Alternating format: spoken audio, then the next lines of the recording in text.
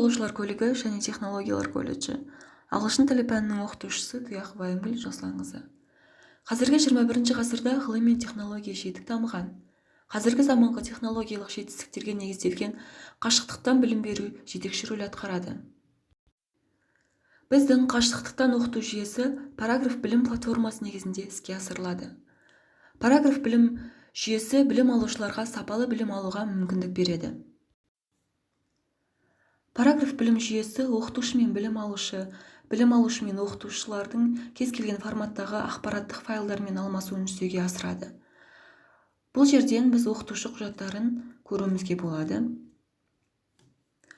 Сонымен қатар қашықтықтан оқыту бөліміне кіретін болсақ, бұл жерде әр топтың білім алушыларының жіберген тапсырмалары бар. Оның әрқайсысын жете тексеріп, тиісті бағалары қойылады.